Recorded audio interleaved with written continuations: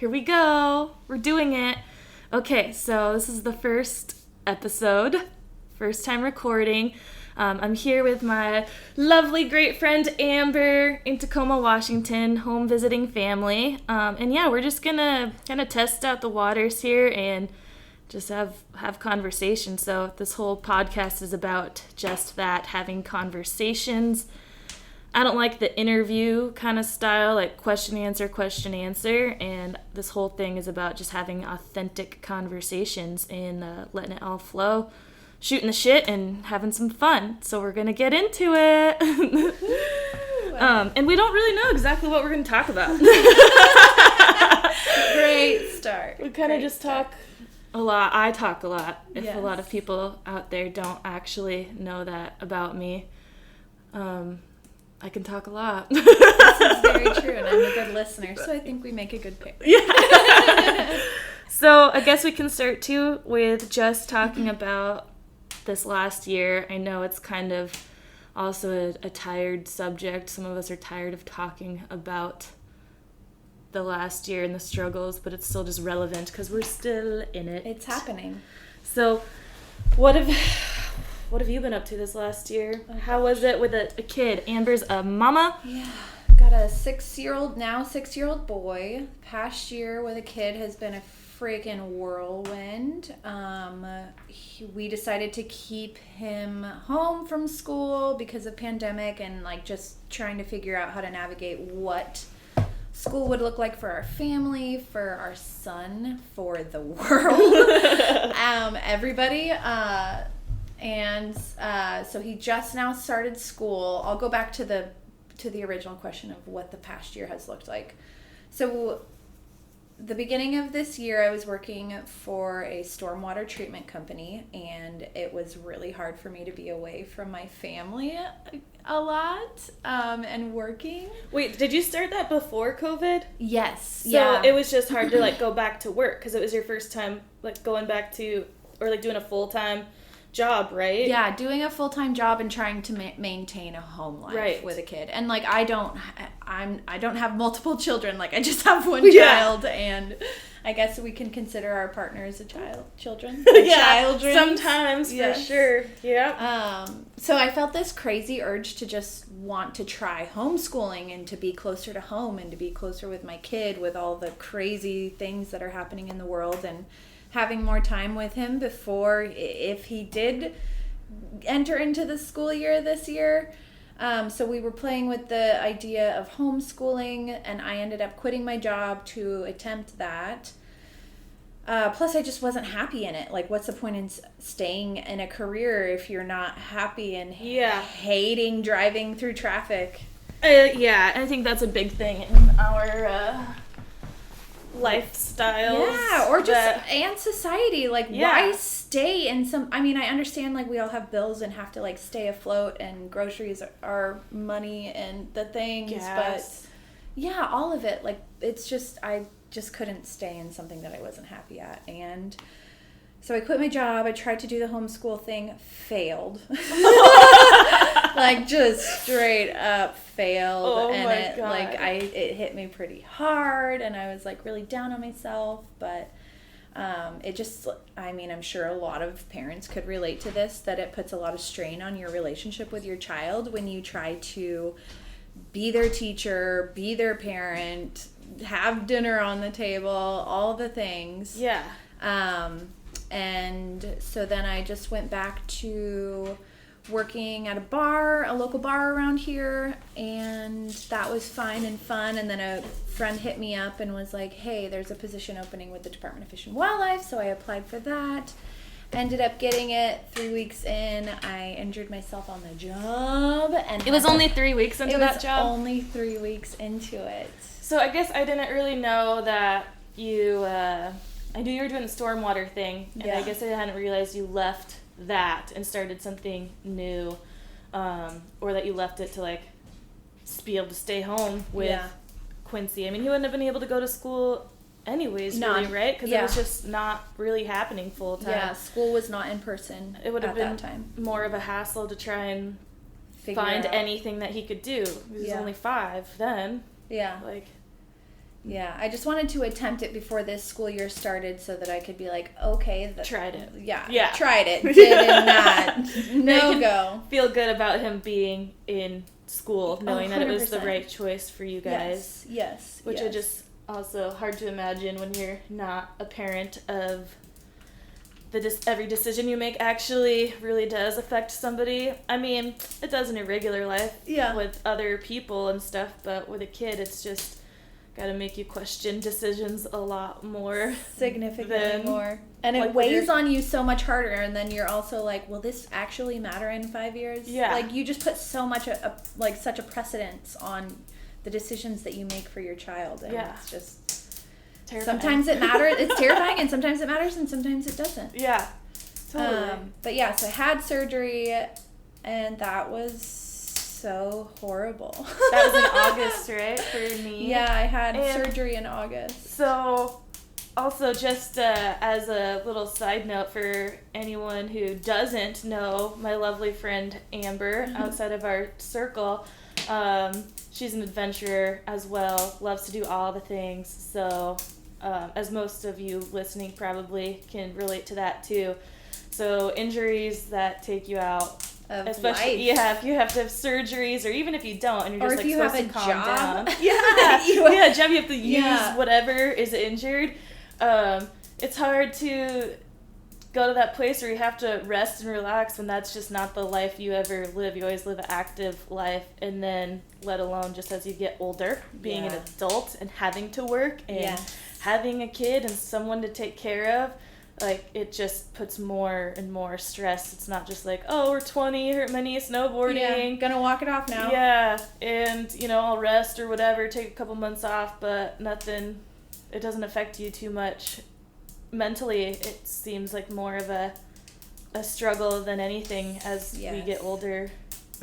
So you had your surgery in August. Yeah, I tore my meniscus. I had a bucket handle tear on my meniscus, and the only way to fix that is with surgery because it flips over, restricting your ability to bend and move your knee. So I had surgery. It gives me the goosebumps every time hearing about it. Just like knees or... So I had orthoscopic surgery, which surgeons have gotten super good at that nowadays. So it was a successful surgery. They were able to repair my meniscus as opposed to cut the tissue out, which would cause problems later on in your life because of arthritis and like being older. Because you then just wouldn't have that cartilage that extra, at all. So they didn't have to remove anything. Yeah, they didn't have to remove anything. They were able to repair, but within the repair is a long, long, long road to recovery. If you do it right, if you do it proper. And luckily, this injury happened on the job, so I'm covered by L&I, but I'm also restricted by them as far as like what I'm able to do for work, cleared by my surgeon. So I have to go to PT twice a week until I'm able to like go back to doing the job that I was doing when I got injured, which honestly too, though, I mean, for me, would be something that would keep me accountable. Yeah, 100%. Because I would probably be like, if I had to go out and find a physical therapist on my own accord that like my insurance covered, that would just take some time in itself, let alone like to continue to show up and be like, I mean, I'd like to think that getting older makes me think more about it, and I'm like, no, I gotta do this, but still, like, not really. So the fact that that's held over you, that you can't even be cleared to go to work until you finish like this and that, I think that's kind of a structure like you need. Yes, absolutely, especially with all the other things going on in life that pulls you in multiple different directions. Yeah. And with my surgeon, there was a physical therapist facility that's in association with him that called me as well and was like, you need to get into physical therapy. So it was really nice to have that security and muster. Yeah. So yeah, but then was it the beginning of August? Yeah, the 19th of August. I mean, that's like just still summer. Yeah, the injury happened the 13th of July, and so I've just been broken ever since then and having to take it really slow. Yeah, it's just been a wild ride. And like a lot of things that weren't planned and unexpected and just rolling with the punches. Injuries just blow. It's so hard to not do the things. And even though we are in our 30s, can't help but look at what other people are doing, especially people that are friends or anything, and you're like, FOMO, man. Yeah. I mean, FOMO did hit me a little bit, but not too hard because I was like, all right, you're hurt. Yeah. Major. So it was, I don't know what it was, but there was like I was able to be like, all right, you good, honey. You need to like sit on the sidelines and like cheer for your so luckily the FOMO didn't hit too hard. That's good. And you had surgery, so but 15 years ago. 15 years ago, also in August. Yeah. And I literally like took 2 weeks of doing nothing because they couldn't, because this was not a scopic surgery on my shoulder, and I don't know why. I never looked into it. I mean, I don't know if my parents ever even looked into it either, just not thinking there's options or really caring. It's like the doctor said that's what they're gonna do. It was like, you know what you're talking about. And I was young, like 8. I wasn't even 8. No, I did. I just turned 18 because I just graduated high school. So, Summer after high school, graduated. Surgery, not a priority. Physical therapy after surgery, not a priority. Graduated, and then in August, like, we did it because my shoulder just kept popping out from the issues that it had for a couple years. And so, like, went to the doctor and trying to explain to him what happened. And I literally just, like, lifted my arm up or something, like, over my head, and it just came out. So he's like, oh, okay, see what we're talking about. Like, wow. And surgery was, like, scheduled the next, like, day or two. Yeah. It happened really fucking fast. Yeah. And so later, a couple friends of mine had shoulder surgery who also had wrestled. Like, I don't know if you remember Corey and Kyle Brown, the twins. Yes. I think Corey had it, but he got the scope. His recovery wasn't as bad, but again, it may just have been my injury. I've never really looked too much into it because it's like, it's done. What can I do? Yeah. If that was an option, like, oh well. Do you still have problems with your shoulder? Yeah, but that's hard to say, like, why, because, so I did they cut through the muscle, and so it was, like, just, like, super, super painful, and so for, like, 2 weeks I just laid up, like, it just looked terrible, this huge scar, it's, like, 8 inches long, or 6 to 8, and all butterfly bandaged and stuff, and within those 2 weeks, my bicep was like the same size as my forearm. And it just, so fast. I couldn't even carry a Gatorade from like the fridge to the couch without like, it was like slowly dropping. Yes. But, so then it's like August, the hottest time of summer in Washington. We just graduated, so I was just out again, hanging out with my friends. In like a brace? Did you have I think I had a sling for a little bit. I don't even really remember. And I went to the doctor, like, one time after surgery, the checkup or whatnot, and to learn some physical therapy moves. They gave me a piece of surgical tubing, and taped it together to make, like, loops on it. And they're like, oh, tie this to a doorknob and, pull as, like, a resistance band type situation. Do some exercises. Here's a printout. And, I did it a few times, and that was probably it, because I was like, it's fine. Yeah. And then, not long later, still sometime in the summer, we were going to a spot that, like, hopefully my parents never listened to this. Down Browns Point area, kind of. It's a place called Hidden Beach, and so a lot of the beaches here in Washington, they have, like, stairs down to them, and so we're walking. It's like a super steep elevation, decline, incline, like it's steep. So we're walking down these stairs, and granted, these stairs are old, wooden, obviously, and many stairs, like, missing or broken or whatever, and we're doing this at night because we're 18. Yeah. Some maybe 19, doubt it even. And there's a big gap at the end of the stairs, like we knew about. There's like 4 stairs missing, and so you step down and whatever and kind of just like sidestep down the hill till you get to the rest of the stairs. And my 2 friends were in front of me with a light, and I thought we got past that point, got past all the missing stairs. But we didn't, and they're like way ahead because I'm still going slow, and I had a 6-pack in one hand, my right hand, the good arm, and then stepped down into that last gap of missing stairs and just like full on eat it, like send it back, slide down. I reached up with my left arm to grab the railing just out of instinct, and it definitely like made some popping sounds and hurt really, really bad. And like we get down to the beach because at this point we're almost to the beach, and I don't even know if they knew that I fell. I don't remember at this point.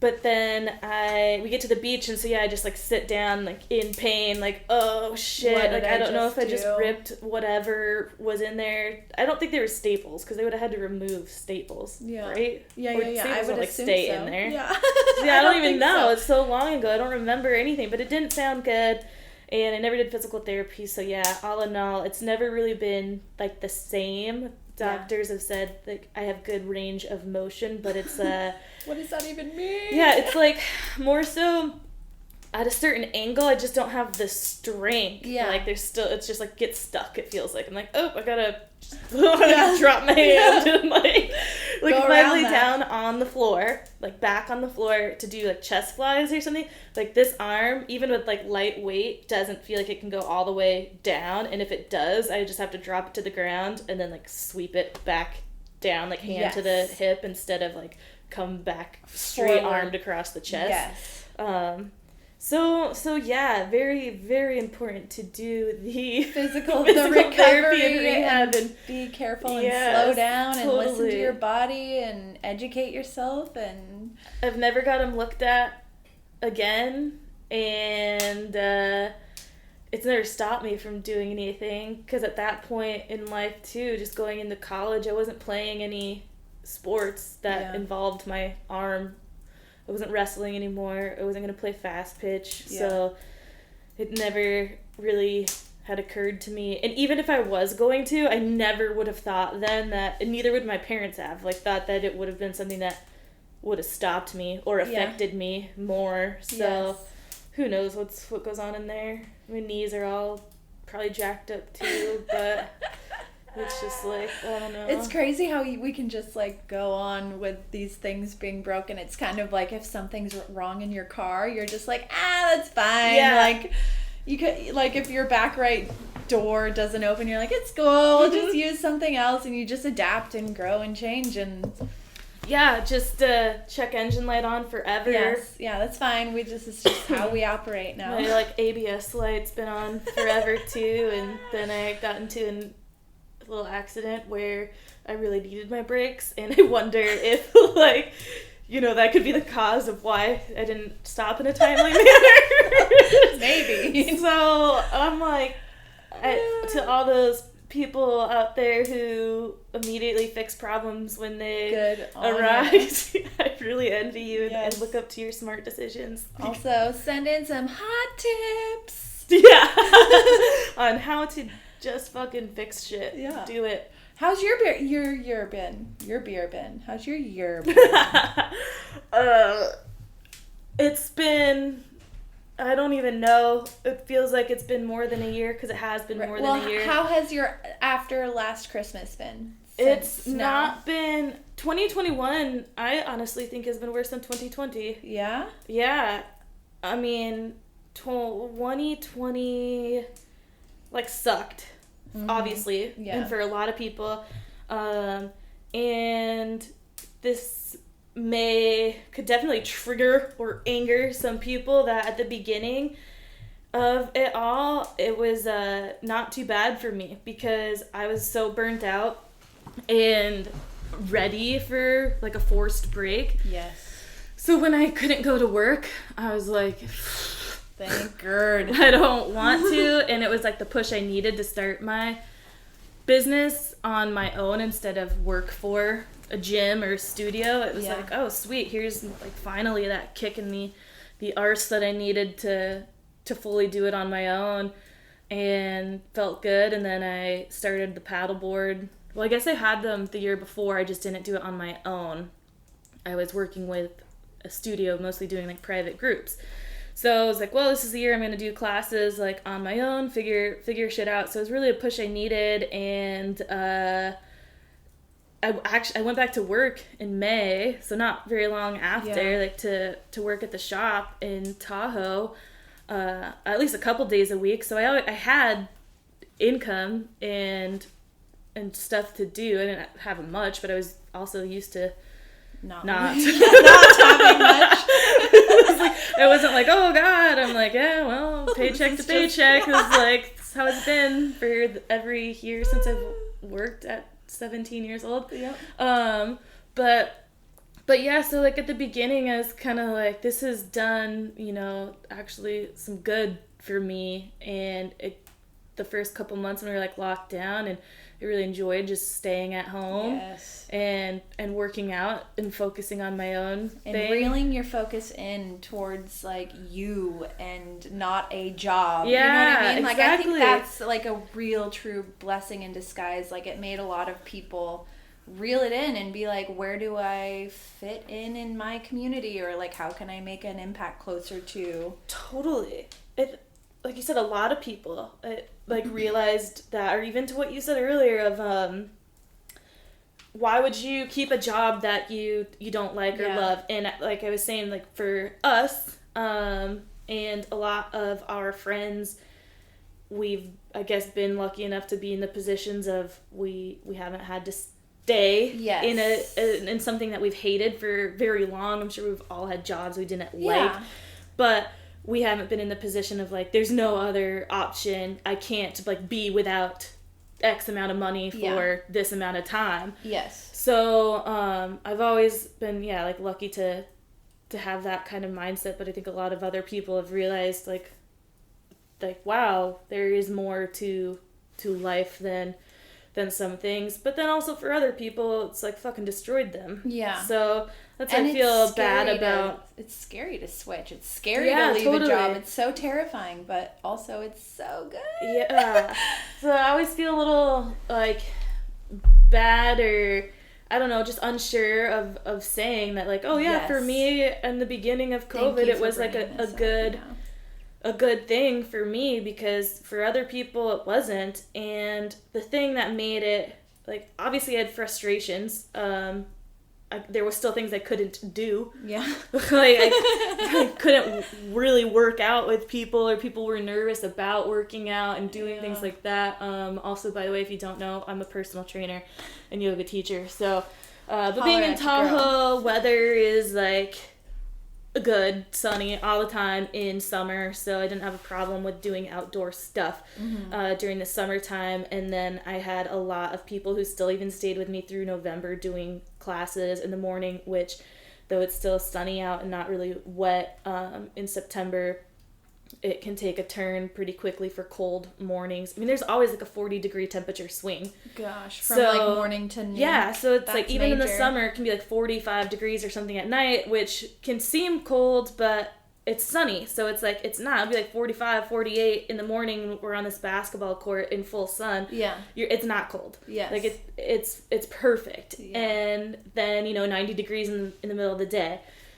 And then back down. But then in the winter or fall, as it starts to kind of even off and the days aren't so hot, there's still a big temperature swing. Yes. It just gets colder in the mornings. Now it gets into like the 30s. So, we'd wake up and then be like 32 degrees. I mean, we were out there at 18 and 15 degrees. Gosh. And working out, and you'd be like bundled up, hat on, like jacket on, and getting warm. Yeah. But the hardest part would be showing up. But at this time, too, gyms still weren't open. Yeah. There was a couple studios around, or group class gyms, that were opening up and doing classes for limited numbers, wearing masks, but still there's a lot more people who were just not comfortable with going inside and working out. Mask on or off, whatever it was. So they preferred the outdoor environment. Mm-hmm. And the one gym we had in town that was actually like a a gym to just work out freely in had closed. The gym I worked at had completely closed during COVID. It's in March, never reopened. Crazy. I take that back. It did reopen for a little bit in the summer. But not a lot of people went in there, and then it closed again because we just had another shutdown in the fall of last year. So, yeah, things weren't like terrible, but still just frustrating, just living life through COVID, and like, you can't go here, you can't go there, like, and in Tahoe, other frustrations just in the fact that it felt like a gazillion people moved there. Yeah. So you really couldn't go anywhere, so it was this double-edged sword of being frustrated that you couldn't do anything because the world, like, couldn't do anything, but yet people are all coming to this town that you live in and not giving many fucks, and you're like, well, what the hell? What can we do? What can't we do? Like, you're supposed to stay where you're at.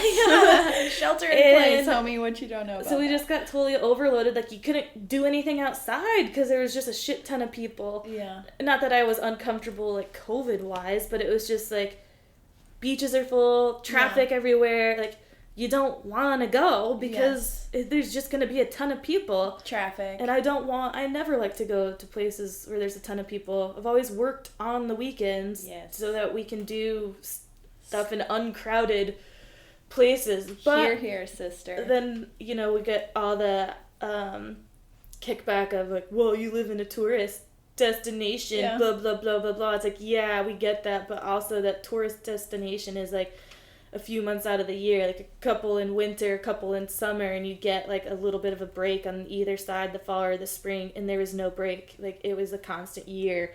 I mean, you couldn't go out to eat at all because it would be like an hour wait to go, like, because of capacity limits and just like the amount of people that were in town. So it just felt like you were kind of trapped. You couldn't go or do anything.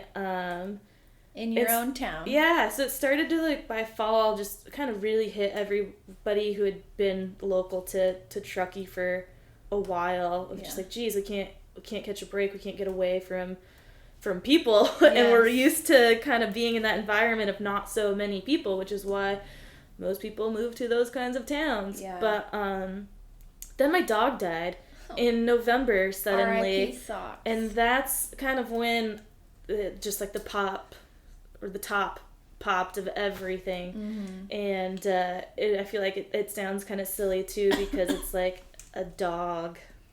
He was like, it's so much more than that, though. People need to give credit where credit's due, and dogs are phenomenal companions. Sometimes better companions than your human counterparts. Yeah, totally. And it was just so sudden. He was 10, so to some older, to any, like, dog freak, I think that's not really considered that old. He's, like, getting up there, but we at least thought a couple more years. And, like I said, it was so sudden, like, literally in the morning, it was, like, pretty slow moving around, and so we made the vet appointment, and then he was seeming a little bit better a couple hours later, like, grabbed his leash, he got right in the truck, like, jumped up there, no problem. Yeah. When he was, like, not having a hard time, he just didn't want to get out of bed to go outside in the morning, so that's when we knew, like, something was wrong. But it's not like he couldn't, but he was just, like, slow moving. But like I said, he, like, trots out the door, jumps up in the truck, jumps out of the truck, at the vet.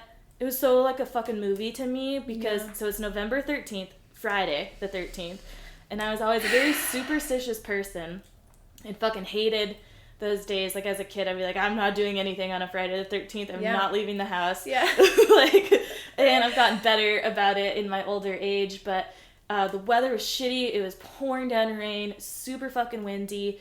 Can't go into the vet because of COVID, and he's always, like, been unsure of the vet. He'll go in, but he does not like when he has to go into a room, like, without me. Yes. So now I can't even go in, pass him off to the vet tech. Yeah, and they go in the back door, and he's, like, not wanting to go in, and then, like, literally 5 minutes later, the vet calls, and they're like, wow, did this just happen today? Like, he doesn't look good. Good thing you brought him in. And something about the way he worded it, I initially kind of chuckled, like, I can't remember exactly what he said or how he said it, but I thought he was joking, and then I, like, realized, like, what he said. I'm like, oh, wow. And then, like, hang up the phone, whatever. He's like, we're looking at him now. Like, yeah, just, like, his color's not good, this, that, the other. A couple minutes later, they call back. They're like, he's crashing. Like, we're putting him on oxygen. Do you want us to start CPR? And I'm like, yes. A couple minutes later, the vet, like, or the vet tech ran out and said this, and then runs back in, and they do that. And then a couple minutes later, they, like, call, and the doctor comes out. So, like, we were at the vet. I looked at my phone. I didn't know that. Yeah, I looked at my phone to, like, kind of timestamp, like, when I text Andrew when we got there. As soon as socks went in, and I said, like, this is probably a big waste of money. Yeah, like, because he always had tummy things. Yes. So, and some of those times in his tummy problems, he would just be lethargic and whatnot. And like I said, he was seeming like he was getting a little better. I told my dad that morning too that, like, it's probably just a tummy problem. He's fine. Like, and then, yeah, within like 15 minutes of getting there, he was like gone. Died. I'm sorry. Yeah, it was tough. But so that happened, and it was just not good. Not a good week. Not good. Yes. I was super depressed for real because that was my buddy. Yeah, he was your man. Yeah, he was my number one. He went everywhere with me. And it was like your most pivotal times of your life. Exactly. Like, yeah, so when I got socks, I was 22. Living with Amber. Yeah. Living with Amber in the Pussy Palace. Also R.I.P. Yeah, on our fireplace mantle. We had that in big gold letters, Pussy. Did it even say palace? Or was it just Pussy? It did. And I think a few letters got lost along the way. Totally. Yeah, this big giant house with just a revolving door of new women moving in, one moving out, and another taking their... I don't even want to say taking their place because, like, they were still around. Yeah, 100%. Everyone still, like, who lived in the Pussy Palace. Still hung out. Yeah. Came to parties. Yep. We partied. It was a party house. So, yeah, exactly. Gotta get those out. Gotta get those years out before... Yeah, so I moved there. That was the first time moving out of my parents. I was 21, and then... I'm like, I've never lived without a dog. Like, I'm getting a fucking dog. I'm getting my own dog. Yes. And my dogs were always... I guess I only had two, pretty much. There was one we had when I was 2 years old, and he passed away pretty soon after, so I didn't really know him. But the other two that I grew up with, they were just not super snuggly. Boxes kind of was, but our chocolate lab, and he was only 3 at this point that I moved out, so... Anyways, I just always wanted a dog that was gonna, like, really snuggle me and, like, sleep with me. And our dog slept in our garage, like, in a kennel. Mm-hmm. They didn't sleep in the house. And even when I was little, the lab I grew up with, he slept in the basement. Mm-hmm. And had a little couch down there. It was a unfinished basement, but it was still, like, you know, not a dungeon. Yeah. But yeah, so I'm like, this is going to be my dog, my buddy, and I got him, like, for my bed. birthday. Yeah, it was my birthday present to myself when I was turning 22, and when I got him, I remember thinking, like, I'm going to have this dog for all of my... I probably even told him this, because I talked to him a lot. Yeah, like, as you do. Yeah, but I was going to have him through all the major life events as an adult. Like, here he was living with me, like, in my first house on my own, at that age, being that my parents were younger when they had me, I was under the impression that I would probably be married and have a kid by 30, and so, like, socks would be there for that too. Yeah. So I'm like, wow, yeah, he's gonna see everything. Like, but also from the very time I got him, I have a morbid sense of, like, mine sometimes. I always thought about the day he would die, and I'm like, yeah. And I think that's to be expected with pets because they don't last as long as humans do. You know, you have, like, 10 years, maybe. I'd say that's probably the average that you're gonna think, like, if you have a few more, awesome, and maybe you don't even make it to 10, but I feel like that's kind of what you think about, and that's why I was like, wow, I'll be, like, 31, 32. Yeah. Crazy, like, to think of. In 10 years, and, like, yeah, he's gonna see it all. Like, he's gonna walk down the aisle with me. Yeah. my wing bearer. Oh, yeah, totally. So yeah, that was my buddy who did everything, and so thinking about just how, always thinking about the day that he would die, just being terrified of it, being like, I don't know what I'll do, like my life will be over, and this is like my best friend dying, and yeah, to be like melodramatic, I felt that way, and I'm like, no one understands me, like I've lost the person who knows me the best, and it's is there with me all the time. How when you go through things like that like bring you to your lowest points, that you're like, no one gets this feeling that I'm having, but also like it's just crazy how we have those thoughts and those feelings, but everyone goes through their own struggles.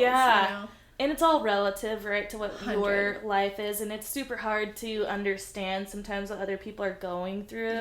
Yes, or feeling, or and I feel processing. I've always felt like I'm a pretty empathetic person, but in the last couple years too, I've also been in places that I've been judgmental on what other people, like, okay, your life's not that bad, look at me, I don't have any money or something, and like, just like, I don't want to hear your shit, like, I'm in a worse situation than you, so why are you complaining to me? Yes. But I'm like, and there's plenty of people in worse situations than I am, and I probably complain to them. So I'm trying to be more like aware of that kind of shit, and also to keep in mind, it's like, things are relative, so when people are talking to me, and maybe in my mind I'm like, oh, okay, what was you guys, like whatever, to be like, this is what their life is. I mean, there's and also this a lot their of current struggle, and it's real. It's real to them. That's what's happening and feeling in their life. Like in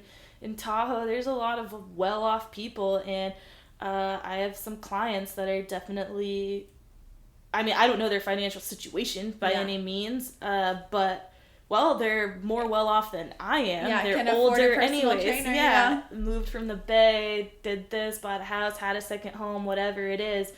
And so when they're complaining about stuff, sometimes I'm like, okay, so I gotta load up this 300 pounds of shit now and drive my 20-fucking-year-old truck down the road, and brakes don't work. So like, you want to wrap up your Tesla problem? But it is all relative. Like, okay, that is.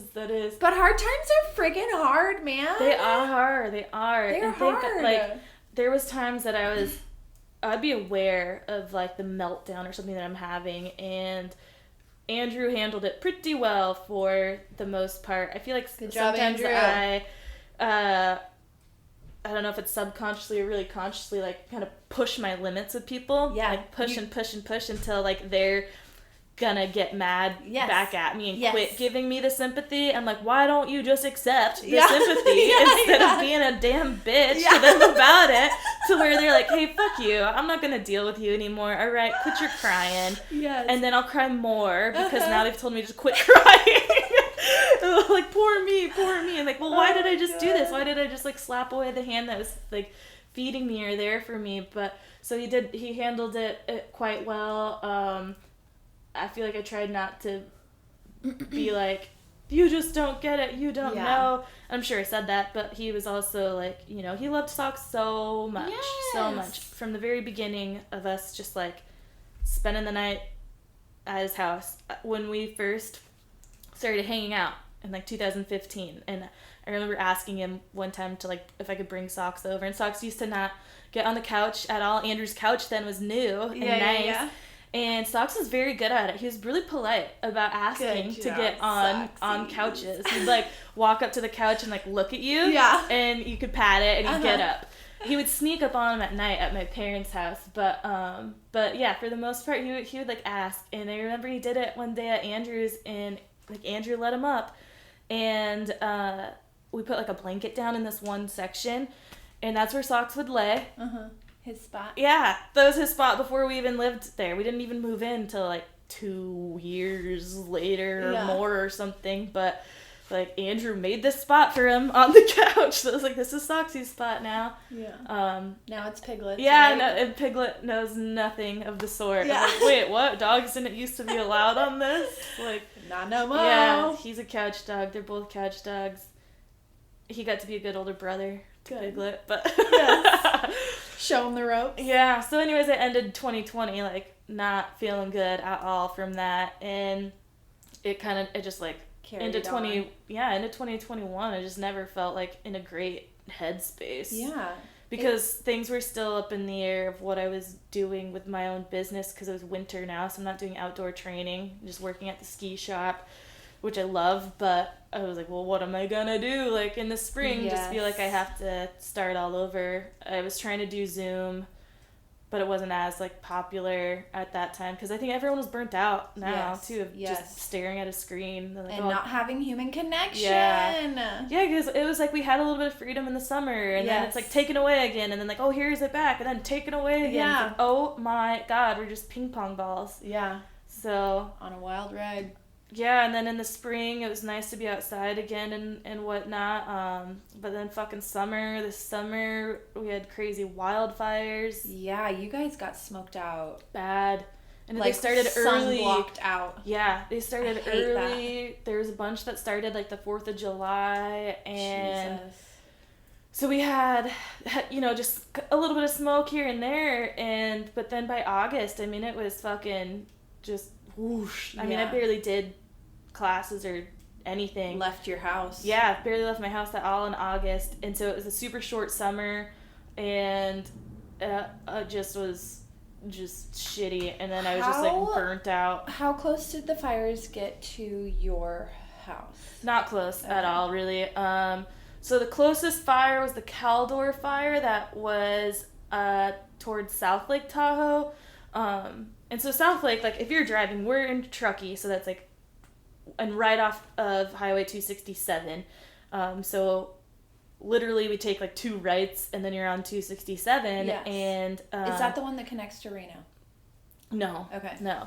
But it's, like, 15 minutes, and then you're in Kings Beach, which is right on Lake Tahoe. Yes. So if you go the other way to Tahoe City, it's, depending on traffic, whatever, 15, 20 minutes or plus. But anyway, we're like, so 15 to 20 some minutes from the lake.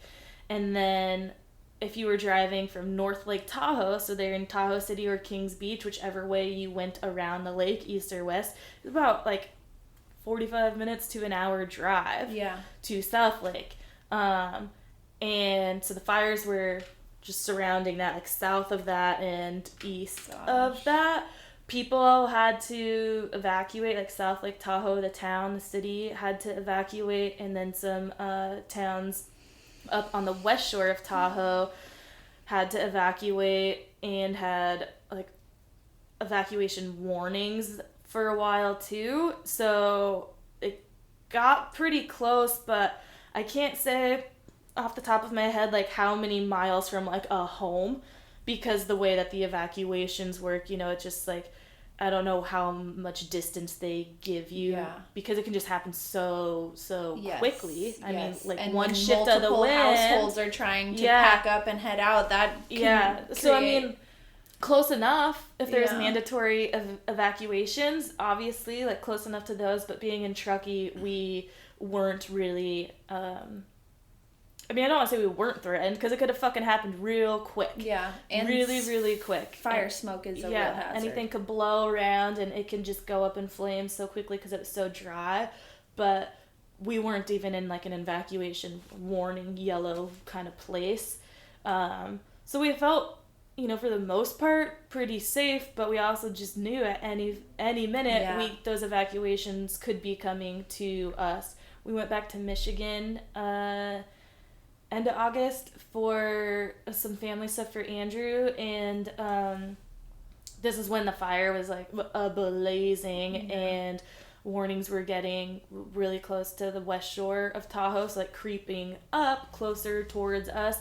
And before we left, I packed shit up. Not like a lot, I just put, like, I have this file folder, so I had some important documents, and then I have Sox's ashes in a box. So our family friend was staying at our house to watch Piglet and Andrew's parents' cat, and I was like, all right, if we get evacuations, you grab that box and you grab Sox, and you get in Andrew's truck and Piglet and the cat and drive away, because we're taking the most like the best vehicle. Yes. Like, Yes. you're not going to take your shitty van. Yeah. And you're not going to take, like, Andrew's mom's Jeep because it's just older now anyway. Like, take Andrew's truck. Yes. Like, and get out of MVP there. right Yeah. there. Even though it's like, I don't know, maybe too, his would have had the most, been the most worthy of an insurance claim. Yeah. So in hindsight, maybe Priorities. it's like, yeah, take a shitty car or something because we'd be able to replace his truck. Yeah. But also, you know, whatever, like, all joking aside, like, if we had to live in any vehicle, I'd want to stay in Andrew's fucking land yacht. So yeah, it was pretty nutty, and now, it's October, and I've been here for 3 weeks, which has been awesome. Woo, I've been here yes, for it almost a month. has. I haven't been away from Tahoe for 3 weeks in years. So, Spending time with the niece and nephew. yeah, little babies. Yeah. So that was a good thing of 2021, having the nephew. Yes, woohoo! Yeah. Wins. Yeah, so it's Take cool to all be the up wins. and around them. And, God, I don't even know if, like, I'm ready for 2022. I just don't even care. Right. I mean, we were all, like, after 2020, we were all like, oh, yes, 2021. And now I'm like, I'm not gonna get my hopes no about hopes. anything. No Like, hopes. well, hopefully Well, how things about get better. how but, about end of the year goals? And- Any things that you want to like achieve or? finish it with my head above water. Yeah, that sounds nice. Yeah, totally. Yeah. We made a deal. We made a pact. By next hunting season, we have to Oh, get yeah. a hunter safety Yeah, course totally. under our belts. So I told my dad about that. And yeah, we'll have to figure out when we can do courses and whatnot and those things so we can plan to go. Hopefully, maybe next year I'm going to plan for just taking all of October off. Yeah, there you go. That sounds lovely. All of the month instead of having to, like, I was only going to be up here 2 weeks, and then had to get shifts covered, push things around, and so I want to actually plan to have the whole month Yes, dude. Let's to be up here. goals, And, baby. yeah. There's a goal. Yeah, so it's not really by the end of 2022, but it's for 2022. Yeah. I've wanted to do this for a while, too, so I'm super glad that you brought that up when we first went on that walk, my first walk here, because when I was little and my dad went hunting, I never really had the desire to go because my dad and brother would go, and it would just be me and my mom on the weekend. Ladies. So yeah, it was me Ladies' and mom house. time, and we would fucking just eat so much shit and junk. We would go, and I'm like little, my dad's hunted my whole life, so this is throughout the ages of my life, from 8 years old all the way up. We would literally go to the store. We would get, this is going to sound so bad, and probably also, though, give insight into maybe why I'm a personal trainer, because I need help. So my mom's a sugar freak and chocolate freak. And she would get paid in chocolate bars. She was a computer consultant in the 90s. Before it was cool. Yeah, before it was cool, and she just did it for fun, and yeah, our family friend would get these like nice bars of chocolate and pay her that way. Like, Mom, you could have been like rolling in the dough. Like, jeez, you probably could have charged so much back then because there wasn't as many people doing it. But anyway, so we would go to the store. We'd get king-size bars of Mr. Good bars, like, not even, like, a good chocolate to me. Like, I don't even know how she figured this out or did. And then we would buy, this is so bad, frosting, like vanilla frosting, like the cake frosting, and we'd dip the Mr. Good bars in the frosting. We would have, like, chocolate cream pie for dinner. Oh my God, you guys would be pinging off the walls, hey? Bad. So yeah, sugar so high bad. and then crash. Yeah, it was crushed so hard. We'd just watch movies and pig out and love it. And yeah, so I never had the desire to do it. I've seen dead animals, and I thought maybe, I'm like, well, I might have feelings like once it came to shooting it, I might be like, oh, I don't want to or something. Yeah. So I guess I just never really wanted to like test that out. Yes, I think that's my most apprehensive moment, but it just depends. Yeah, you know? I never felt like, oh, I couldn't do it as far as the hiking and camping and being in the cold and stuff like that. I didn't have the desire when I was sitting in front of a fire and eating chocolate with my mom, but I didn't think it was something I couldn't do. But then as I got older, I was like, oh man, like I am kind of bummed now that I haven't been going out with my dad and doing this like my whole life. So I was like, shit, I wanna do that before I'm 30. Yeah, and I didn't. But that's okay. We made a pact and we'll do it next fall for sure. And just as long as neither of us have another injury. Yeah, totally.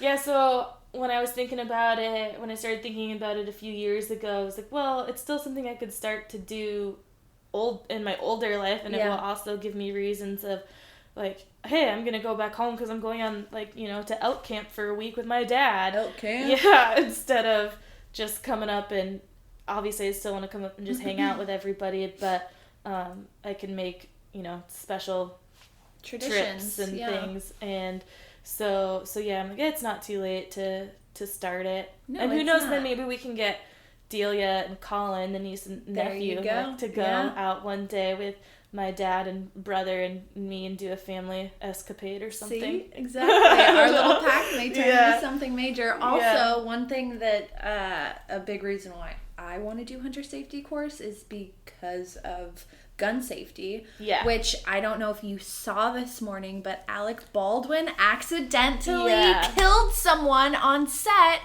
with a set gun, and it's just like, it just kind of like really solidified that I want to get better at gun safety because guns are a thing. Yeah. And instead of being afraid of them, it'd be great to be well versed in them and know how to handle one if something if God, Jeebus, whoever you listen to forbids, you know what I mean? It's just good to be comfortable with a gun as opposed to be like, I don't know. I think so too. And I mean, obviously people have very differing thoughts on this and who should have them or what, and even hunting and whatnot. But and a lot of people, if you don't like those things, then it's probably not a thing to listen to here, this kind of podcast. Because those are the things that I'll talk about, and I do support, especially like the safety of it. I'm not like gun toting. Yeah, or like going out and buying like assault rifles or something like that. Yeah. But growing up around them, so this is interesting to me too, is like I've actually never shot a gun. Ever? Never ever. Because shut the front door, Taryn. So our gun, like my dad, when we were little, always showed us his guns. We knew where his rifles were. If it was loaded. It was like, the reason that we did is because he didn't want us to find them. And play with them or like show our friends. He'd be like, this is where they're at. And, don't show your friends.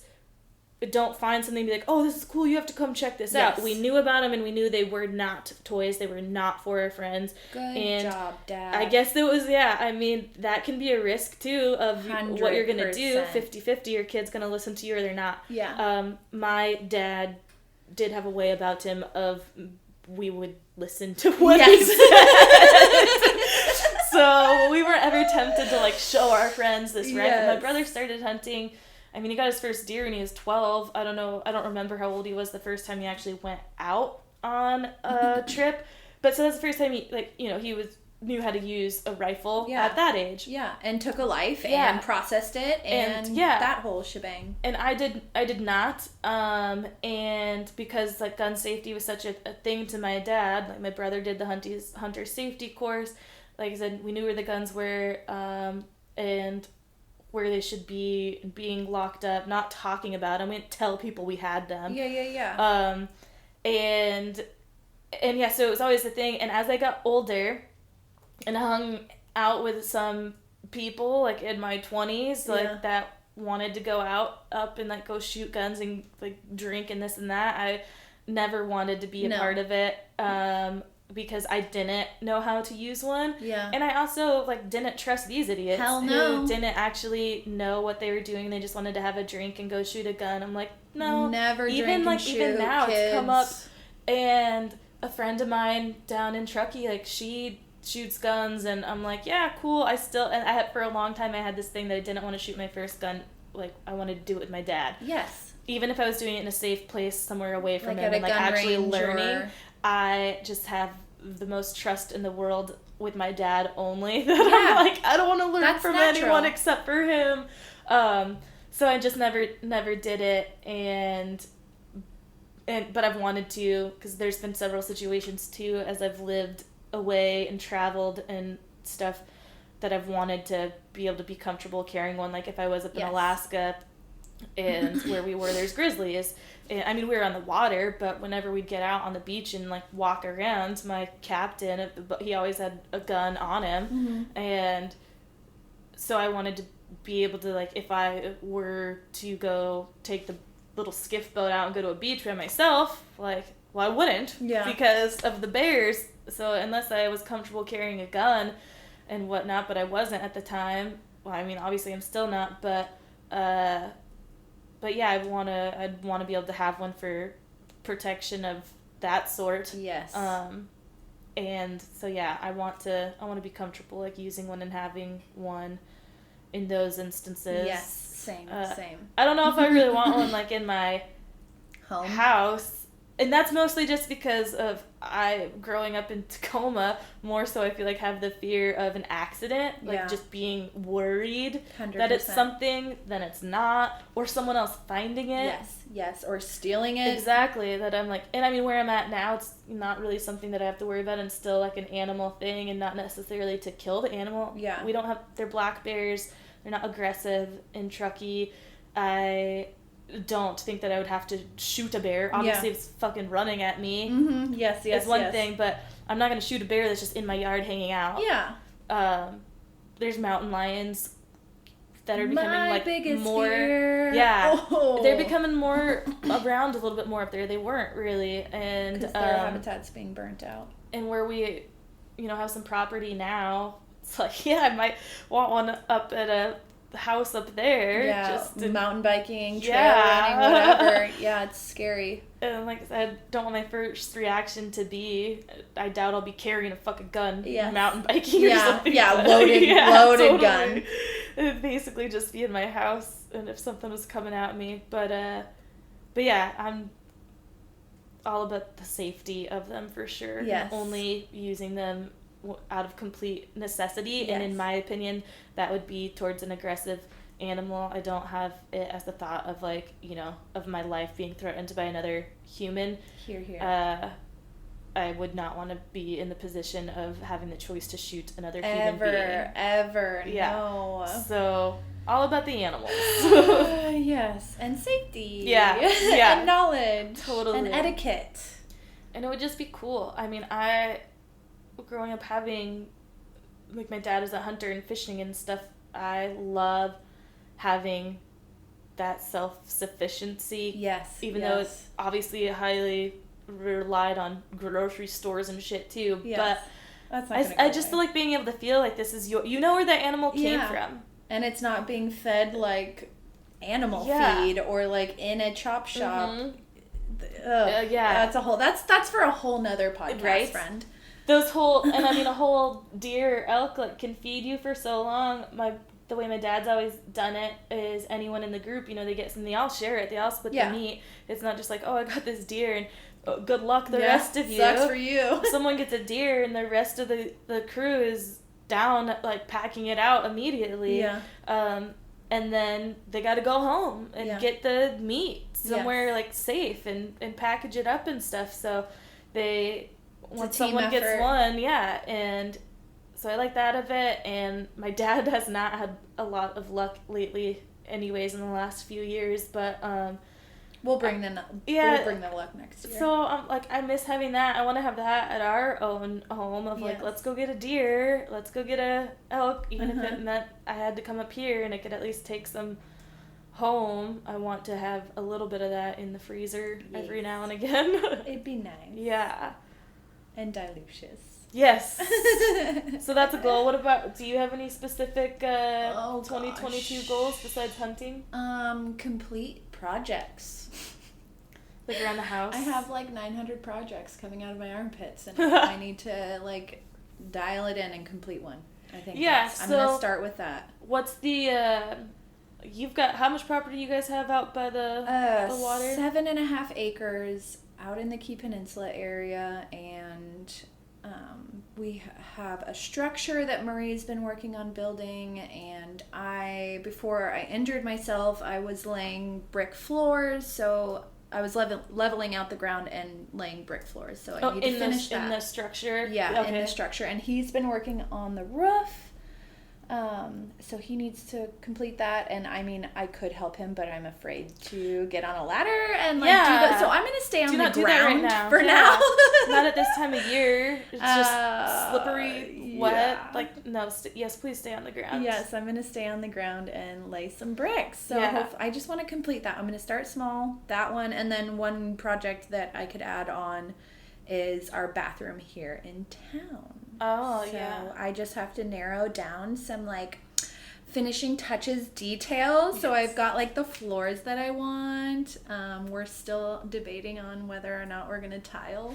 So that's what I was gonna ask. So the wall that's right next to the toilet, is that new tile? No, that's old tile. Okay. Yeah. I just saw that the window is taped off, and I meant to ask you last night. Because I was like, wow, she just did that. That's amazing. She just told me last week she wanted to tile.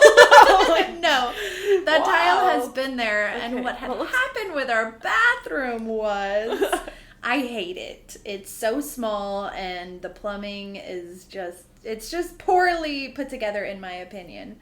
And so instead of spending thousands and thousands and thousands of dollars of rearranging plumbing how I think the bathroom should go, we're just going to do some finishing touch details and put in a pocket door and take out one of the... instead of the... Yes. Just for space? For space, That makes a lot of sense. Yes. I love pocket doors. And then put a pedestal sink in. We just need to come to an agreement on what to do to line the tub, the shower. Yes, because I want tile, but Murray wants to do some pleated metal thing that I just can't. Pleated, like the corrugated? Is that what it is? Yes, but he wants to. I can't even. I don't even want to say. He wants to be super Murray about it and make it extremely complicated. Yeah. Well, I mean, think about cleaning. Yeah, exactly. And I'm although, you're not gonna clean the bathroom. I am gonna say, all right. Well, I guess we have some kind of tile. It's not tile. It's in your downstairs bathroom. No, in Truckee. Yes. Yeah. Yes. Next to your bedroom. It's stone. Yeah. But it's squares. Yes. So I think of it as tile because it's squares. It is. Anyway, yeah, because the point. Tile. Okay. Yeah. It doesn't matter material. It's terracotta. No. Oh, yes, that's a terracotta tile. So yeah, I'm anything with grout between it is tile. I just don't like anything with grout between it. I hear you on that. Because although the way that ours looks, it's fine. It's great. And it probably needs to be cleaned more because it doesn't ever look like it needs to be. You don't see soap scum. But my parents here, I mean, just being in Washington, and our house isn't even really that old. TK's house is older. It's a fucking 1904 or something. And this house is I don't know, 60s. So not that old, my parents' house that is, but mold issues is what they've had. And before my dad and grandpa had to tear it all out and replace it because it just got so bad. But the mold would just be so bad in the tile spaces. So I just really, their counter wasn't bad though. But I'm just I want just stone or something. Yeah. I just, the idea of grout at all always. Do you have grout in your bathroom in Truckee? Yeah. What color is it? Dark. Okay, yes. Yeah, that helps. Yeah. And we just don't have that same humid moist here to deal with. But yeah, that's just the only thing I would. Obviously, you can do it way better too if you just do it regularly. My parents' thing was probably just a different story from the beginning. It's the whole bathroom has the issue. It's not just that. But it just scares me. Yeah. Tile does scare me. But with that, scary. Whatever Murray's talking about, the corrugated metal. Yeah, I mean, I guess that wouldn't be too hard to clean. But you still would have to do it I would imagine up and down, make sure you're actually getting in the in-betweens. Yeah. I don't know. Instead of just a straight wipe. It's not going to mesh with the vibe that I'm trying to put out there, man. I want reclaimed lumber. Ooh, yeah. Open shelving of stuff and things and the things that people are, trending home finishing bullshit? So, I mean, maybe this is a woman thing, but I love bathroom accessories. Okay, yes. And I never buy any. I haven't, like, decorated our bathroom, really. We've got, like, a shelf for towels. Yeah. And we did that, like, a couple years ago. And then a hamper. We just got a hamper to put in the bathroom because we always throw our clothes in the bathroom. Yes. And I'm like, oh my god, this door connects to our bedroom where our hampers are right there. Why can't we just put them in the bedroom? Yes. So I'm like, I'm not going to fight it, but I am going to buy a hamper. Yes. So I love it. But anytime I go to any store, like Target or something, I always go to the home decor. Even when I didn't have, like, a home to decorate. And I want, like, matching soap dispensers and toothbrush holders. And I want, like, I want to go on Pinterest and decorate bathrooms like an underwater fucking thing. Yes. Or I want to decorate bathrooms so bad. Well, you can help me with that. Yeah. Like, it's just, like, such a thing. I'm like, how much, it's not like, I think the dudes spend more time in the bathroom than us. Well, like, us, like yes, you and yes, I. Yes. Low maintenance chicks Yeah. over her. Yeah. So it's not like I'm spending an hour in the bathroom every day getting ready for work or something like that. Although, so I'm like, I do love myself a good bath. yeah. I need a whole new fucking tub to really get down. Yeah. I do take baths and I love them, but if I could take a lot more if I had a tub that I fit in. Oh yeah, word. Hear that? My needs are yes. Yeah, totally. And our current it's bathroom. not deep enough. Yep. So it doesn't necessarily have to be like super long, but if it could be deep enough where half of my body doesn't have to be out at a time. Exactly. So goals for our properties when we get around to designing and building homes and bathrooms. Massive tubs. Yeah. I want a clawfoot tub. Ooh, girl. That you can fit in. So yes. you'd have to get like an extra long one. I want it to be like well, I keep thinking about Pinterest, but I guess it's really just Instagram now. Yeah, right. I can imagine a picture of somebody out in the wilderness in overlooking. a bathtub. Yeah, like where the fuck did the tub come from? Where the water's been heated by the sun. Yeah, oh my yeah. god, so organic. There's like hot springs. There's a couple of hot springs on your property, because you have property too. Yeah, but we don't know hot springs there. Yeah. But just that I've seen in life, on probably TV reality shows where they're like a hot spring resort. Ooh, hey. So they're tapping into whatever. So they've made, I guess they're kind of man-made, the tubs or whatever, where I've seen tubs. I think there's one in Utah. I bet you could look it up if you searched, like hot spring bathtub Utah. Yes, because we did not do any research before this podcast. But there's tubs. And, I bet I saw this, too, on Real Housewives of Salt Lake City. For sure. For sure. But also from other people that I know on Instagram. But also don't know. But yeah, totally. That I know they're on Instagram. Yeah, so the hot spring, like, it's tapped, whatever, and it comes into these fucking clawfoot tubs. And yeah, what a dream.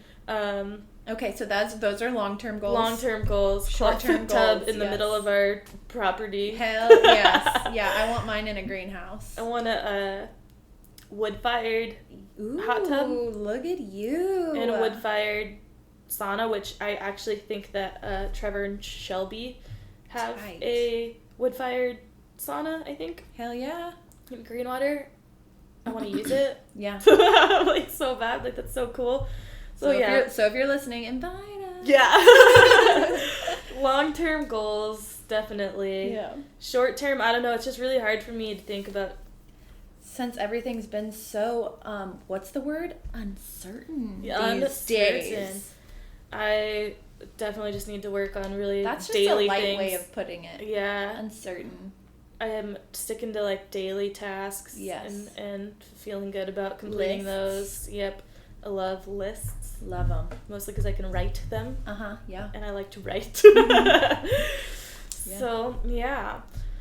Well, you're a accomplished woman now with a degree. Ooh. Sitting on L&I. Yeah, woo. Where to next? Yeah, goals. Yep.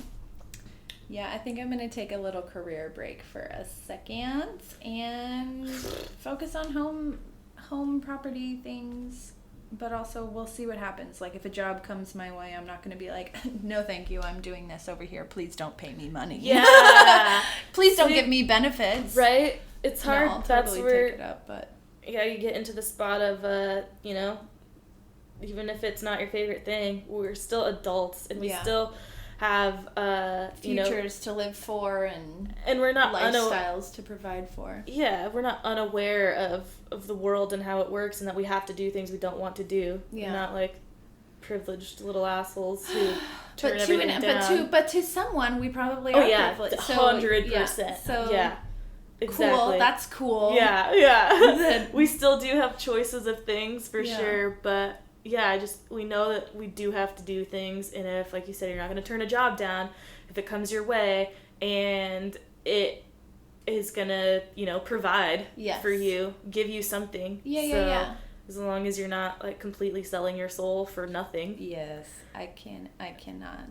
And I feel like when it gets to that point, when you're like, okay, money's not worth it, the benefits aren't worth it, I'm dying inside, I think that's a good time to reevaluate. Yes, but within that job, I did learn a whole lot. Yeah, so that's like, what I learned was gonna, so much. Yeah, that's what I was going to bring up about, you know, if a job does come around, it's like you're still in the state of building a resume in your field. Yeah. When did you graduate or just I graduated right when the pandemic hit. Like that's what I thought. You were pretty close. Yeah. So yeah, pretty new, and then with all this shit going on, like it's been hard to have a consistent. Yeah. And there's just so much to learn in that field too, that having different styles of learning the different avenues totally is beneficial. So but it's also like, yeah, well, you probably wouldn't be too mad if it was a little bit of time before you went back to work so that you can get some projects done. Yeah. I just have like a very strong urge to want to be focusing on home things for a little bit. Yeah, that makes sense. And you got to listen to those things. Yeah. Whatever woo-woo you believe in. Mm-hmm. I've been... woo-woo! I've not even been able to really Peloton lately. Oh, I love me a Peloton, baby! I've just been like, I can't, you know, how a lot do of they times, do it? Also, whenever... Oh my God, I don't know. When I was doing Peloton classes with Nikki on her Peloton, I was constantly thinking of you, and I was like, I could see Taryn doing this. Yeah, I wish. I don't know.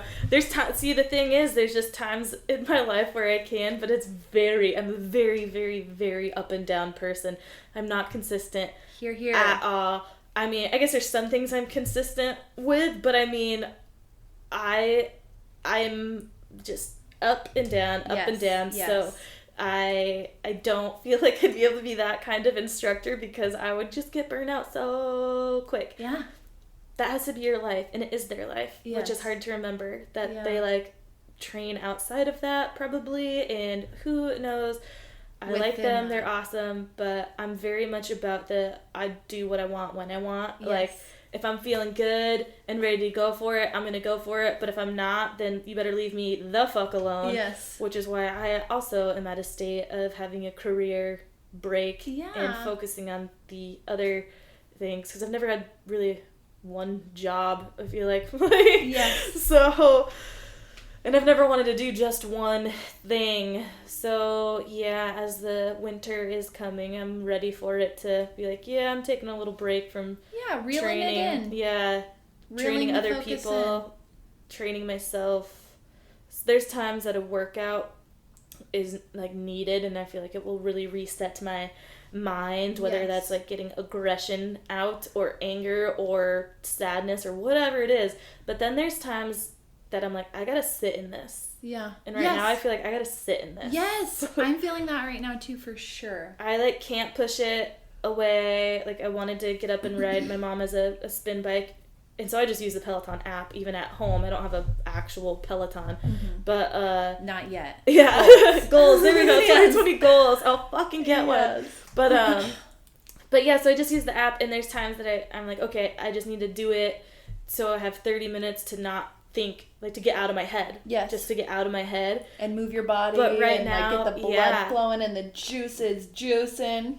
The last couple of weeks, I don't know, I probably did one last week. I don't think I did one this week. But I'm just like, I I'm so in my head that I there's nothing that I feel like will take me out of it. And so I don't even even if want you to try to get it out on Yeah. paper, even if you try to work it out, Yep. it's just something that you have to live through. That's why I'm like, I'm not even going to try. I'm not going to try and push myself through this class because my head is so, like, jumbled that sometimes that causes me more stress because if I can't get into it or it feels really hard, the workout, then I get even like more frustrated. Exactly. Yes. So I'm not going to set myself up for failure. I know I'm not going to walk out of this feeling good because my body and mind are just not ready to align. Push. Yeah. And for a lot of those workouts, like that's just how I am. I want to push hard. Yeah. There can be plenty of times I can do a workout that's like low key and I'm not, like doing box jumps or doing a fucking crazy sprint on the Peloton, but I don't do a lot of low impact on the bike, and I enjoy it sometimes, but like I said, that's just not where my mind is. If I were to do a low impact kind of ride, I would just be still in my head. Yeah. So I'm like, no, let's just be in the head. Yeah. Let's be in the head. Yep. And let things unravel instead of try to push them force it away. Yes. And because they'll still be there. Uh-huh. And again, like I said, it could just mess it up more. Or show up in another way. And I've been reading a lot, like just people I follow and whatnot. There's been a lot more talk and conversation about like resting and not pushing and going for like the hard workout. Like I said, work the kind of people that those feel good because like mostly aggression. Like let's get it out. But rage is real, man. But it's also working out is a stress on your body. It's a stressor. You stress the body, you stress the muscles. It's meant to do that and break the muscles down. You tear muscle fibers when working out. Yes. Because as the recovery happens, they come back stronger. So it is a stressor. And when you're already have stress, like it just kills the adrenals and other things in your body. So it's like that's just I'm at a state where it's not helping me. Working out is not helping my mental capacity. Yes. And it's annoying.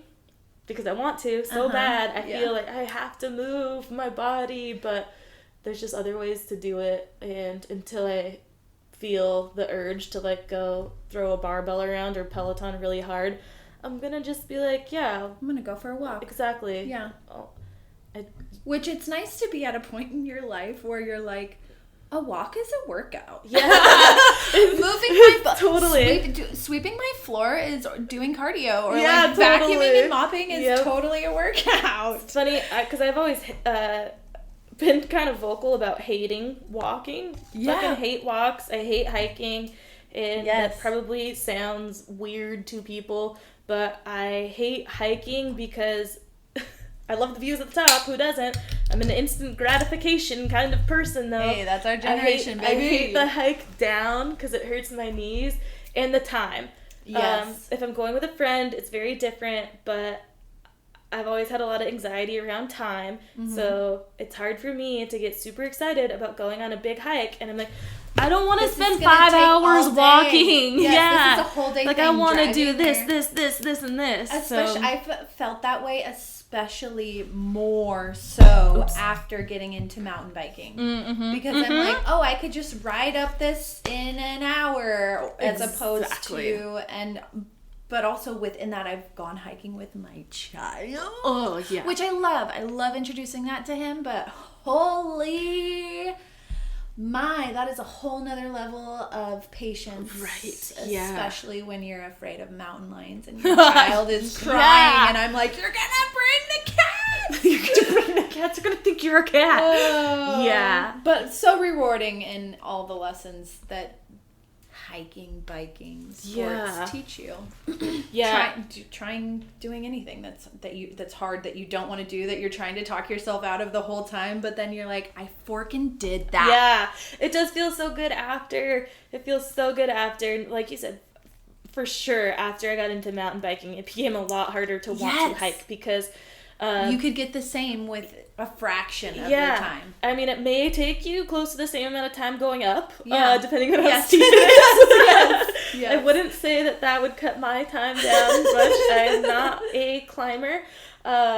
Never been good at the endurance part, considering the sports I played were pretty endurance heavy, but I don't know how I made it through then. But anyway, it's the down that I'm like, I just want to fucking rip it. Yes. Ripping and a tearing. Yeah, ripping and tearing, baby. And so, yeah, it gets harder. And yeah, I'm just like, hours and hours, 6 hours or something round trip, doing this, doing that, doing a big hike. And once I'm in it, it's good, but it's hard to plan it. The motivation is like, especially with some of my friends, Hillary and I would be good at making a plan and both backing out of it. Yes. I feel like we weren't very good at holding each other to doing the thing. It would be like, one would be like, oh, well, we also could just and go the get other's like burgers and beers. Very, very impressionable on each other. I don't think as whole humans, but to each other, we could definitely sway one or the other to. There was times for sure that the other was good at like, no, let's do it and whatnot. But I feel like more times than not, we would end up maybe kind of not motivating each other. But also, you have to be in the mood. Exactly. You know what I mean? Kind of what you were talking about earlier. You got to be in the mood. Yeah, if you're both bailing on it, then like you're both obviously in the mindset to not have fun doing it. Yes. If one could hype the other up enough to like, let's go do it, then more likely you're gonna change that downer mood to an upper. But if you're both like, fuck this and make yourself do it anyway, it may not be a good time. And end bad. Yeah. And feel and then bad either you're just still mad at life or mad at each other or like the rage is real. Yeah. Who knows? But yeah, that motivation is hard to get up sometimes to do shit, especially now. God, where we're at in the cold. That's why I'm trying to just be like, just don't get down on yourself for not feeling like doing something. And I always do that because I always felt like I had to be doing something, especially in Tahoe. There's just everyone is doing something all the time, and if you're not, then you just feel bad. Yeah. I'm just like, why didn't I go bike today? I should have paddleboarded, biked, and skied all in one day, like throughout the spring, or at least do 2 things in one day. Let alone if you do nothing, it's like, oh, what'd you do? You went on a walk? Yeah. Oh, you went on a rest? I mean, did I tell you about this wonderful woman who goes to CrossFit in Truckee, the same class I go to? She runs like 20 miles before. So 20 miles and goes to the 6 a.m. CrossFit. Is she like a triathlete? Or she does like the Spartan races and Tough Mudders and like the long versions of them. Full disclosure, we are not that level. No. I mean, I wish I had the desire to even do it, and I don't. But it just amazes me. And it I'm is like, amazing. She's up at, like midnight to 2 a.m. Yeah. Wakes up to go run 20 miles, goes to CrossFit at 6, and then sometimes even the 7 a.m. like right after, because she was training for a specific race. And so there's just people like that around. I mean, they're around everywhere, but I would say there is a big chunk of those kinds of people in Tahoe. Yeah. And so sometimes you do feel bad about like what you've done. Like, well, all I'm doing is this today. Literally, I'm gonna do this at 6 a.m. and then I'm gonna go home and dipping chocolate bars in frosting. Like, I love to be active and do like extreme shit, but God, there's people who do. It's so much harder. And it's the motivation. It's just the type of person. That's what they exactly. And bravo, so cool. And some people are born with more like of that natural ability and drive to do those things, and that's not what really makes me feel satisfied. So that's fine, and I am trying to have a little more grace or forgiveness that like that's just not who I am. No matter how bad I always wanted to be the most like badass person. Like, well, I don't really want to. Obviously, because I would like to take a nap. Like, I don't know. So it's just, it is what it is. It is what it is. I didn't become a professional. The motivation has to be there. Extreme athlete. I never really tried. I always thought it would be cool, but I absolutely never tried. Yes. Here. I just wanted it to happen. Overnight. And it didn't. It didn't just happen. I'm like, I still have to get to the top of this somehow, whether that's mountain biking or split boarding or something, like, and then, I have to do this a lot more than I do it, and I don't want to. Yeah. So, yeah. Being warm and cozy is nice. Yeah, so it's a learning process being in this state of life with trying not to just push yourself all the time. And not, being a person and listening to your body, and especially a woman's body that goes through natural cycles every month. Every fucking day. It's every different. day. Every let's day be is honest. different. It's insane. It's really insane. Yeah, it's just being at a point in life of trying not to compare, I guess, or like, really, I mean, it's not like anyone ever told me like I wasn't doing enough except for myself. Exactly. Yeah. So good point, Taryn. And so I'm like, why? Where did this come from? Yeah. Where did it come from? If no one ever told me you're not trying hard enough, you're not doing enough. Except for me. Yeah. Totally right. Yeah, because you're around other people that are, and you just think that like, if I'm not doing but it's like you're around it, but you're not physically actually around it, so you don't know the daily struggles that the triathlete goes through, or exactly. Yeah, so it's perspective again, or I don't know if this woman does this well, she was training for something. I don't know how often she does that. Way more often than, like, obviously I would. But let's say the average person. Yeah. Way more. Yeah, totally. Like, again. Yeah. So Rob, amazing. Amazing human, and I, again, wish that I had that. Yeah. How do we send in tips on how we become triathletes? Yeah. Send us running and swimming maybe plans. Enjoy running at all. Yeah. Period. We have, Taryn and I have been working out with a good friend, Sally, of mine. And she has never been a runner, always had bad knees, and her wife put her on a running plan, and the first week she was running 10 miles, walking 10 miles, and 10? Or 10 minutes. My bad. I was like, running 10 minutes, like, walking 10 minutes for like an hour or something like that. And now she's running like 2 to 3 miles nonstop, or like running 45 minutes nonstop. So it's also just like having a plan, sticking to it, daily goals, like just staying on top of it, motivation and determination. It's all of it. It's like a whole caboodle. Kitten caboodle. Purple and pink. Yeah, the caboodle. That they used to have caboodles. Kitten caboodle. It's a whole thing. With the makeup kits or whatever for children. Yes. Back then, the caboodles.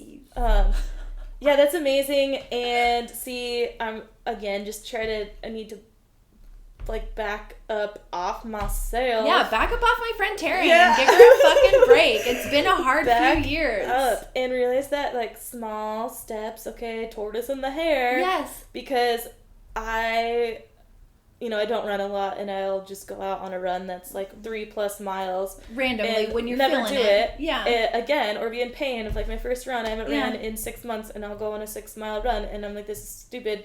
Why did I do this? And to get better, I'm just like, I just have to keep doing this. And no, actually walk, suffer through it. Run. Yeah. You gotta walk before you run. Mm-hmm. I'm not good at small goals. I'm not good at taking my time. And I just brought this up with Hillary actually yesterday, about how I always do this, like hit the fucking ground running. Yes. And my mind does like dart around like crazy, so I start something new and I'm in it. Yeah. I'm like, what's this new career path? I am now looking at getting a master's degree in this. Like, what? You don't even have the job yet. You just had that idea this morning. Yeah, so I have a very hard time not getting ahead of myself very, very, very quickly and taking it all on right away. And I need to really slow that down because I'm very up and down on things that I could be all in one day and the next day it's like I will never look at that again. Yeah. So I'm actually proud of myself for even still like doing Peloton classes via the app at all after a year and a half because I get on kicks and then I'm totally off them. That's awesome. Yeah. I'm very proud of you, Taryn. That's why I didn't take your wins. Get one. I mean, obvious reasons too of just the money. Yes. I like finance plans. Yeah. I need a financial advisor. Hey, Peloton sponsor. Yeah, seriously. I'm really a sucker for finance plans, and they offer a good one. So that's the only reason I would be able to get one. Yep. But anyway, I was like, no, I don't want to get one because, this might all be over in May of 2020. Damn. Yeah. And then it wasn't. And oh, shoot. I have to go pick up Quincy from school. Okay, yeah. But yeah, so I'm still doing it. But now I'm, again, at the point of like, okay, well, now what if I break and get one? Yeah. And then it's still only a month. I don't know. Yeah. I think that's a start. Yeah. All right. Well, Amber's got to go get the kiddo. We talked a lot, and hopefully somebody listens to the whole thing. And yeah, well, I can't wait to chat with her again. Podcast, what it do? What it do? We'll probably have to do this over Zoom Find again us the in next the time. Yes, and hopefully you enjoyed just the random babbling conversation of this is how our minds work. Yes. And we'll talk to you guys again soon. Deuces.